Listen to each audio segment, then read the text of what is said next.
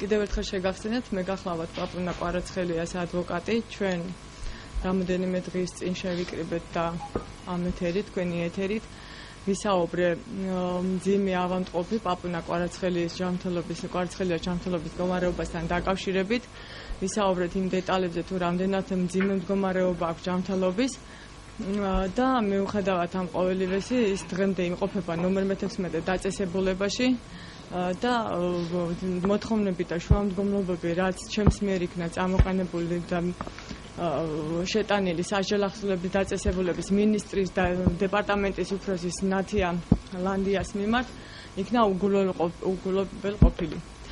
ეხლა რაც შეეხება ბრიფინგის შემდგომ მომლენები განვითარდა ისე, რომ ბატონი სოზარ სუბარი და ქალბატონი ნათია ლანდია როგორც ჩანს იმის მაგირად, რომ მეფიქრათ, თუ რას ემსახურებოდა ჩემი გამოსვლა და გამოესწორებინათ თავიანთი შეცდომები, თუნდაც პირველ რიგში პაპუნა კვარაცხელიას სასარგებლოდ და გარდა ამისა თავიანთი თანამდებობის რა თანამდებობაზე ბრძანდებიან ახლა მინისტრი, რომელიც აცხადებს, რომ 10,000 პატიმრის მინისტრია და 10,000 პატიმრის პატრონობა და მათი მოვლა პატრონობა ევალება, ამ 10,000-დან ერთს რო ვერ უვლის, თუნდაც ამ შემთხვევაში პაპუნა კვარაცხელიას ამას აცხადებს მინისტრი და იმავე წერილში გადმოდის იერიშს და სალანძღავად ჩემი. ახლა მე ვერც სოზარ სუბარი ვერ გამლანძღავს და ვერც ნათია ლანდია, იმიტომ რომ ხის წინაშეც მართალი ვარ და კანონის წინაშეც.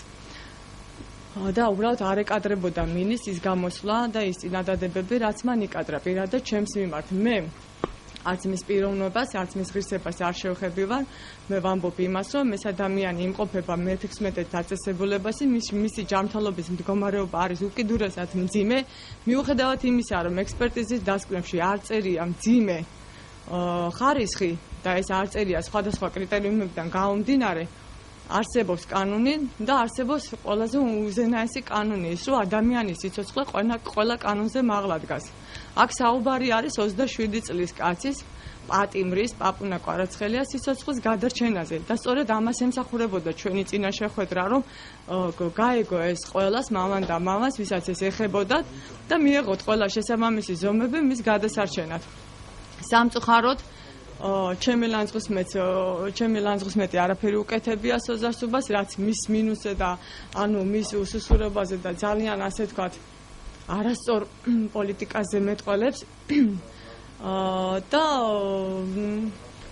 ამ ბრიფინგის შემდგომ დაწერეს მათ, რომ ჩვენ ახლა მივმართეთო სასამართლოსო. მე ძალიან დავინტერესდი რა შუამდგომლობით მიმართეს პაპუნა კვარაცხელიას განაჩენის გადავადების მოთხოვნასთან დაკავშირებით და წარმოგიდგენთ, ახლა ეს არის ის შუამდგომლობა, რაც მიმართეს და რაც გუშინ მომცეს, თელი ერთი კვირა ვითხოვდი მე ამ შუამდგომლობას. 28-ში წავიკითხე, რომ მათ ჰქონდათ მიმართული მის შუამდგომლობით მიმართეს სასამართლოს და ამის შემდეგ პირველში ორშაბათს, მე მიმართე დეპარტამენტს, რომ მოეცათ შუამდგომლობის ასლი. აქ არის 4 წინადადება ამ შუამდგომლობაში, სადაც წერია, რომ პაპუნა კვარაცხელია იხდის მე-16 დაწესებულებაში სასჯელს, მითითებულია, რომ მას ჩაუტარდა ექსპერტიზა გეჯაძის ბიუროში და ლევან სამხარაულის და მითითებულია, რომ 293 მუხლის აქვე პუნქტის თანახმად ითხოვენ განიხილეთო მჟავრდებულ პაპუნა კვარაცხელიას მიმართ განაჩენის აღსრულების გადავადების საკითხიო. ფაქტიურად ეს შუამდგომლობა პროცესუალურად არასამართლებრივად არის ჩამოყალიბებული, ფაქტიურად არაფრის მომცემი არ არის, ეს არის ერთ-ერთი სამარცხვინო შედგენილი დოკუმენტი. ბატონო ჩემო მიხეილ ღურცკაია აწერს ამას ხელს, სასჯელ ახსნილების დეპარტამენტის თავმჯდომარე, არ ვიცი ახლა ეს არაფერში არ წერია და მე რა მინდა იცით გითხრათ, დამოკიდებულება არის აქ ერთი ძალიან ცუდი. ახლა ვინვის როგორ განლანძღავს, მე არავინ არ მილანძღა, კიდევ ერთხელ ვიმეორებ და ჩემი ერთადერთი გულის ტკივილი არის ის, რომ კაცი კვდება და ადამიანი უნდა გადაარჩინოს. და ამის უფლებამოსილება აქვს ზუსტად მათ. და მე ნათია ლანდიასთან და ამ უწყებაში რამდენჯერაც დავრეკავდი, რომ ეთქვან ხმის ჩახლეჩვამდე ვთხოვდი და უხსნიდი იმ სიტუაციას, რომ ადამიანი კვდება, ეს ადამიანი თქვენს დაწესებულებაში არის ნაწამები პატიმარი და მისი მოვლა პატრონობა, მისი გადარჩენის ყველა ბერკეტი გაგაჩნიათ თქვენ და ერთიანი ძალით შევეცადოთ, რომ ამ ადამიანს გაუხანძღიროთ სიცოცხლე და მივიღოთ ის ზომები, რაც სავალდებულო გადაუდებელი აუცილებელი სამედიცინო ჩატარებისათვის არის საჭირო მეთქი.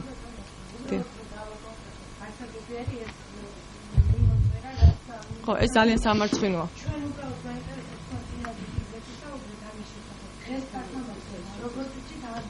დიახ.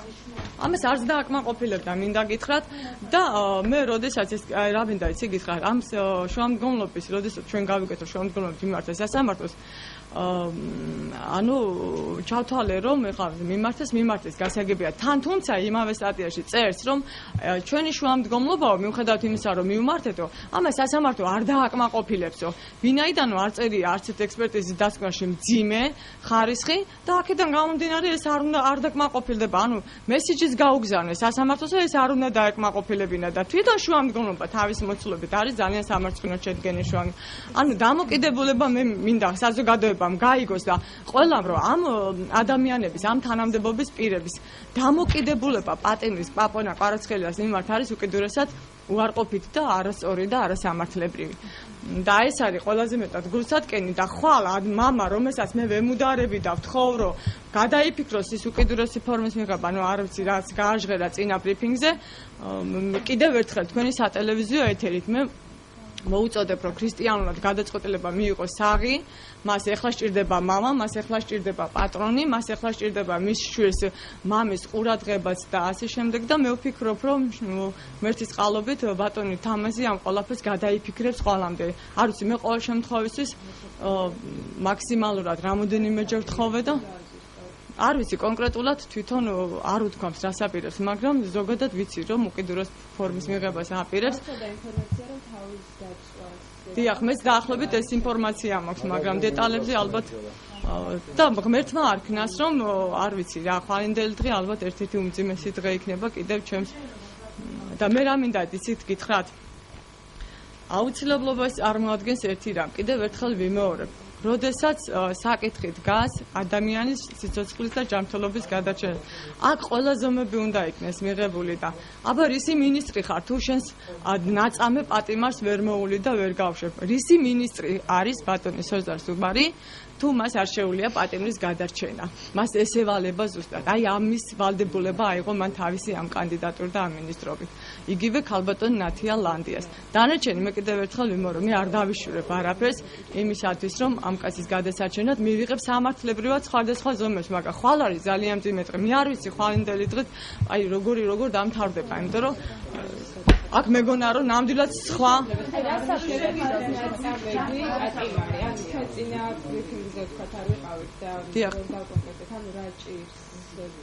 კვარაცხელი აწამეს დაკავების დღიდან თითქმის ყოველ დღე გაყავდათ.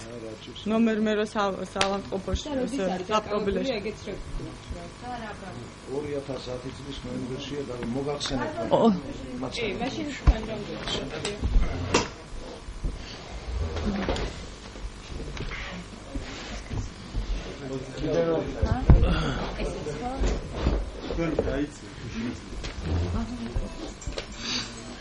ჩავრდებული 2000 წინა ბრიფინგზეც მოგახსენებთ და ეხლაც მოგახსენებთ.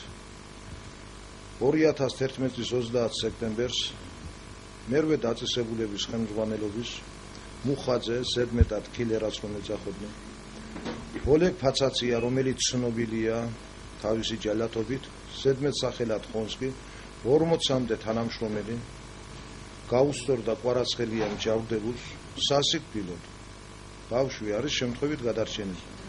ამაზე პროკურატურა გდანი ნაძალადების იძიებს, მაგრამ დღემდე 6 თვის განმავლობაში ვერ დაკითხეს ის ჯავდებულები, რომლებიც იმ კამერაში იჯდნენ, რა უხმეს ამ ჯავდებულ პაპუნა კვარაცხელიას და ვერ დაკითხეს ყოფილი ადვოკატი, ვერ დაკითხეს დედამისი. და გაზეთში ინტერვიუში გამომძიებელი წერს, მამა დავკითხეთო, როცა არც დაუკითხი ვარ და არც იყო მამა დასაკითხი. ეს ერთი. მეორე, რაც შეეხება მდგომარეობას. ამცემის შედეგად 5-6 დღის განმავლობაში გიმეორებთ კიდევ პატიმრების მეშვეობით გადარჩა, ისინი უვლიდნენ არც მედიკამენტები ასე მდგომარეობაში რომ იყო ნაცემი სასიკვდილოდ, არც მედიკამენტები, არც სამედიცინო პუნქტი ჩარეულა იქ, რომ მიეხედათ ბავშვისთვის. მე-6 დღეს გამოიყვანეს კამერიდან, ეუბნებიან ხელწერილი დაგვიწერე, რომ ჩამოვარდის საწოლიდან. რასაც ხელს არ აწევდა. მშობლებს მოაქვს ტანსაცმელი, კი ბატონო. მაშინ თითო ცალშუბოთებს ჩაუდებ მშობლებს ორივეს და აქ მოგისვამთ გვერდში. ამის შემდეგ იძულებული გახდა ხელი მოეწერა. ეს შეგიძლიათ ნახოთ, მიბრძანდეთ მე-16 დაწესებულებაში და პირად საქმეში იქნება ეს ხელწერილი. ამ ცემის შედეგად გადაყვანილი იქნა სასწრაფო წესით რუსთავის მე-16 დაწესებულებაში კი არის ჯალათად მოხსენიებული ბატონი ვაჟა წვედიანი, მაგრამ იმ კაცმა რომ ნახა ჯავრდებული ასე მდგომარეობაში, ეძახის ვაჟა წვედიანი იყო დაწესებულების უფროსი მაგ მომენტში. ეძახის მთავარ ექიმს სასწრაფოდ და მეორე დღეს ვაჟა წვედიანის დაჟინებით, რომელსაც უხდი მე მადლობას იმ პიროვნებას გულთან რომ მიიტანა, ხელი, ფეხი, ენა წართმეული იყო და დაუდგინდა დიაგნოზები, რომელსაც წაგიკითხავთ ახლა. დღეს დღეობით არის ასე მდგომარეობაში. აქვს ჩატარებული კლინიკო-ლაბორატორიული და ინსტრუმენტული გამოკვლევებისა და ექიმ სპეციალისტთა გამოკვლევების შედეგად პაციენტს დაუდგინდა დიაგნოზი თავის ტვინის კავერნოზული ანგიომა. იგივე სიმსივნეა ეს. თავის ტვინის ლოკალური ლაკონური დაზიანება, ქალა ტვინის ტრამვის დაჟეჟილობის შემდგომი მდგომარეობა, ქრონიკული ჰეპატიტი, ქრონიკული ქოლეცისტიტი, ნაღვლის ბუშტის პოლიპი, ორივე თვალის სუსტი ხარისხის მიოპიური ასტიგმატიზმი, ორგანული პიროვნული აშლილობა. აი ესაა გენაცვალე, რაც ჭირს. ეს არის გენაცვალე 2012 წლის დეკემბრის 21 დეკემბრის არის ეს. შემდეგ მოგახსენებთ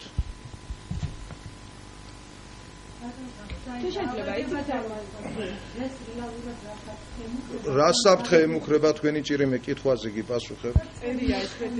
ექსპერტიზის დასკვნაში წერია ოფთალმოლოგს თვალის ექიმს სიტყვა სიტყვით აქვს დაწერილი თავის დასკვნაში რა ელის თვალის მიმართებაში.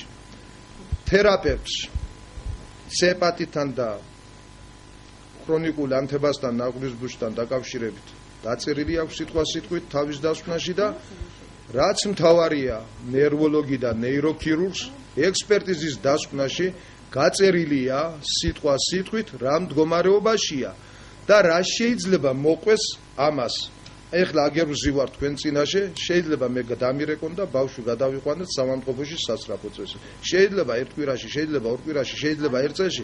ამაზე ვერავინ ვერ დასკვნას შეიძლება გასკდეს და რომ გასკდება, მაშინ არაფერი არ შველის ამას, მანამდე არის საშველი და არის ამის გზა გამონახული და მოგახსენებთ ამასაც, მაგრამ 5-6 თვის განმავლობაში სამინისტროს ხელმძღვანელობა რომ იძახის გულგრილობაში რომ ადანაშაულებს, ზუსტად გულგრილობა გამოიჩინეს მჯავრდებულისა და ჩემს მიმართ. მე დავრჩი მოტყუებული, სადაც ამათი იმედი მქონდა და მეორე, ამას სპეციალისტი კი არა, შეიძლება 5-10 წლის ბავშვმა ასეთი შუამდგომლობის სასამართლოს კი ეს არის სამარცხვინო. ეს იმისი მესიჯია რომ არ გაეშვათ კვარაცხელია, მაგრამ მე იმედი მაქვს კიდევ ამ მთავრობის თვითონ ბატონ ბიძინასი, რომელმაც გულთან მიიტანა და რომელმაც კონტროლზე აიყვანა ეს მდგომარეობა, მაგრამ დღესდღეობით ქვედარგოლებში არიან ისეთები კიდევ, რომლებიც სპეციალურად აკეთებენ ამას და ეს იყო მიმართული მესიჯი, რომ კვარაცხელი არ გამოსულიყო და არ წამეყვანა სამკურნალო. რა არის? ქვედარგოლებში ვინც იმ მთავრობის დროს მუშაობდა და დღესაც მუშაობენ და ზოგიერთები წერისაც არ კითხულობენ. ერთ წერის აგზავნის ადვოკატი და მეორეს პასუხს გვიგზავნიან და მაგასაც მოგახსენებთ. აი გაგზავნილია გერმანიაში, ისრაელში, თურქეთის სხვადასხვა კლინიკებში და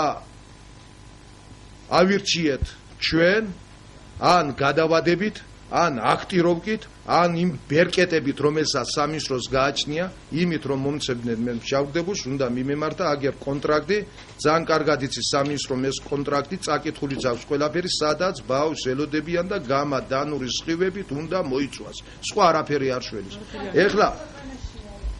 ეხლა მომისმინეთ. რომელ ქვეყანაში? ეს არის სტამბულში.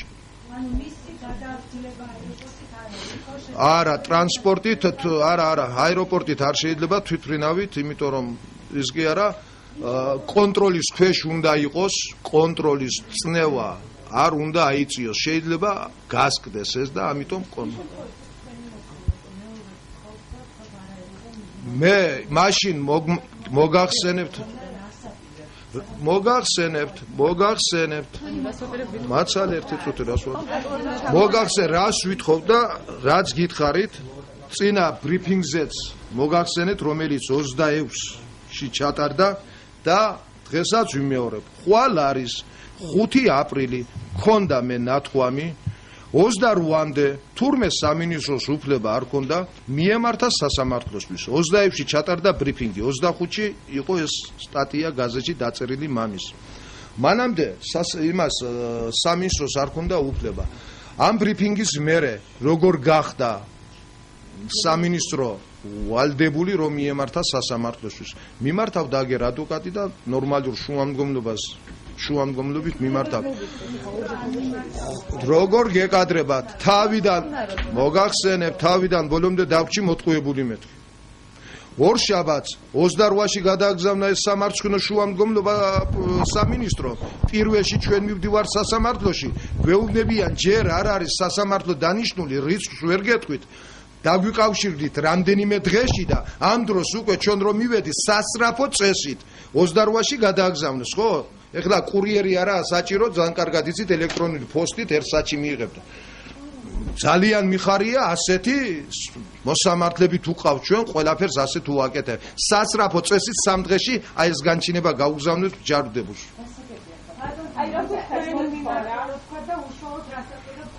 ხვალ მოგმართავ თხოვნით მაშინაც გეუბნებით გენაცვლები მოგმართავ თხოვნით კიდევ ერთხელ 26-ში მოგმართეთ თხოვნით ხვალ 12 საათზე საჯელ აღსრულების სამინისტრო წინ მინდა ყველაფერი დეტალებში გადმოგცეთ ეს ასლები რაც გამაჩნია რითაც მატყუილეს ამის საწინამდეგო ასლებს მოგაწვდით და თქვენი ტელევიზიების თვალწინ მივმართავ უკიდურეს ზომას რასაც გულისხმობ იქ ნახავ თქვენი თვალით აი ეს არის ჩემი სიტყვა ხვალამდე დარჩა საათები რა უნდა გააკეთო უკიდურეს ფორმას მივიღებ მეთქი რა უნდა მოვითხოვო მოთხოვნაც ყველაფერი ცნობილია აგერ წაგიკითხავთ ერთი წუთი მაცალე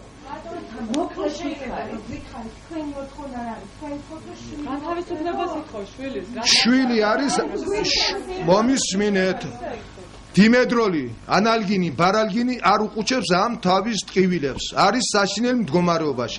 ამის გამოჯამრთელება არის ძალიან დიდი ხნის ისა. ვითხოვ რითაც რაც ბერკეტები აქვთ, იმ ბერკეტების საშუალებით მე მომცენ შვილი და მივხედო შვილს. აი ამას ვითხოვ. ამას არ აკმაყოფილებენ. 5-6 თვის განმავლობაში მატყუილებდნენ, რომ მიიღებდნენ და გააკეთებდნენ. აი ესაა ჩემი მოთხოვნა.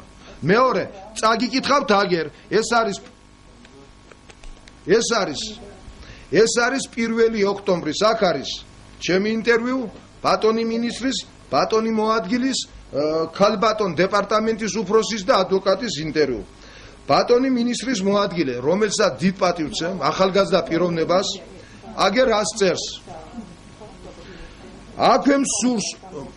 აგერ რას წერს მინისტრის მოადგილე?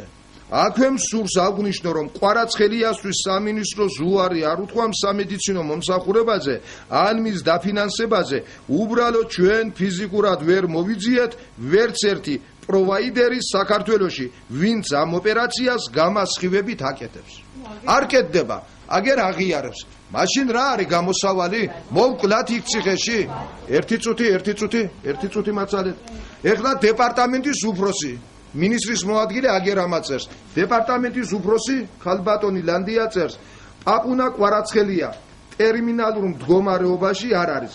მისი დაავადება აქტირების დიაგნოზებით ჩამონათვალში არ შედის. სასჯელის გადავადება ჩემი პრეროგატივა არ არის. ღმერთმა აქნა სასამართლომ გადაუვადოს სასჯელი. ეხლა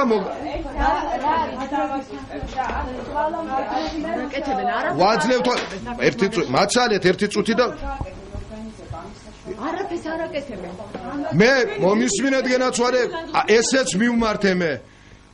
გიჭირთ ამის გამოშვება რომ ჩამაბაროს შვილი და მივხედო მეთქი. აიღეთ პასუხისმგებლობა, რამე არ დაემართოს. მიხედეთ მკურნალობას. დღემდე მკურნალობა ტარდება, თუ ეს მკურნალობა დიმედროლი ანალგინი ბარალგინი, რომელიც არ შველის და შეიძლება ეს პრეპარატი, ეს თქვენი დიმედროლი ანალგინი და ბარალგინი არ შეიძლებოდეს ამ ავადმყოფობისთვის. ამაშიც დარწმუნებული ვარ. ოფთალმოლოგს თავის დასკვნაში სიტყვა სიტყვით წამლებით რა მედიკამენტებით უნდა ემკურნალა თვალისთვის. თერაპევტს სიტყვა სიტყვით აქვს გაწერილი რა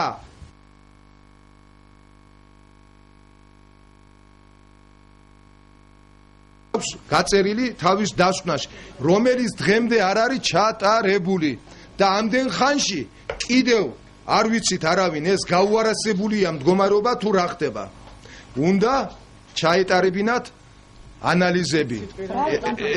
ადამიანის სიცოცხლის გადასარჩენად ყველაფერი უნდა გაკეთდეს. ყველა კანონზე მაღლა დგას ადამიანის სიცოცხლე. და მით უმეტეს მინისტრი, რომელიც კიდევ ერთხელ ვიმეორებ, პატიმრების პატრონად გვევლინება. სასჯელ ახსნების მინისტრი, ხო ესია ბატონი სოძა სუბარი. მას ვალდებულება აქვს ძალიან დიდი აღებული, რომ არც ერთ პატიმრას მისი მინისტრობის პერიოდში რამე არ გაურთულდეს, რამე არ დაუზიანდეს და მით უმეტეს, როცა იცის მინისტრმა, რომ ნებისმიერ წუთში შეიძლება ეს კაცი გარდაიცვალოს და არაფერს არ აკეთებს. გარდა 4 წინადადებიან შუამდგომლობისა, ისაც როცა ქვეყანა დავაქციეთ, ბრიფინგები მოვაწყეთ, საჩივრებით გავაქციეთ და ასე შემდეგ, ამის შემდგომ. და ის ფაქტიურად ამ თუ გვეუბნება იმას, რომ მე არ მაინტერესებს ას თქვენი პაპუნა კვარაცხელია და ას თქვენ. აი ეს მესიჯი იყო მინისტრის მეტი არაფერი. აქ ლანძღოგინებაზე კი არ უნდა იყოს საუბარი, აქ უნდა იყოს კაცის გადარჩენაზე და არ უნდა ამ ადამიანს პატიმრის გადარჩენა და ეს არის და სამწუხარო ეს არის. რომ გითხრათ რა პროექტი არის ციხეში და მაგას მოგახსენებთ და რაც შეეხება გეტყვით ახლა რაც შეეხება ალბათ ამ ჩამონათვალში რასაც სამედიცინო დეპარტამენტის უფროსი წერს მაშინ იქნება ხედველობა უკვე 0.6-მდე ჩამოვიდა. ალბათ რომ დაბრმავდება, ალბათ რომ კავერნოზული ანგიომა გაუსხდება, ალბათ რომ ღვიძლი უბედურებაზე გადაუვა, მაშინ ჩაჯდება ამ ჩამონათვალში და ამ ჩამონათვალში მაშინ როცა ჩაჯდება და ბატონო თამას რომ მეტყვიან წაიყვანეთ ან საზღვარგარეთ გააძლევთ შვილს, საკაცით გამოყანის შვილს მე არც წაყვანა შეიძლება მაგის ეს რომ გაუსხდება, მე იქ დამთავრებულია ყველაფერი. ეს არის საშინელება და უბედურება და ამამდე მე ვერ გავჩერდები, ამიტომ ვთხოვე, მივმართე, მივეცი ამდენი ხანი დრო, გამოიყენებინათ ბერკეტი, იქ ჩამონათვალი ყველაფერი, 15 თებერვლის სადაც იქაც ძალიან კარგად წერია ეს ავადმყოფობა, იმ ჩამონათვალში უწერიათ 0.5 თუ გავს ხედველობა მინუსი, მაშინ შენ შეგეხება და 0.6-ზე არა.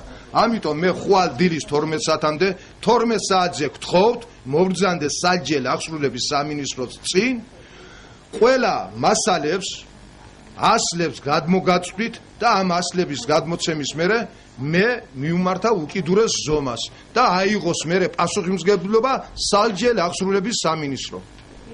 ბოდის გიხდით რა ხვალამდე და მე მგონი იცით ყველამ 26-ის მოგმართეთ ხოვნი და 20 ხვალ 12 საათზე მობრძანდები სასჯელი აღსრულების სამინისტროს.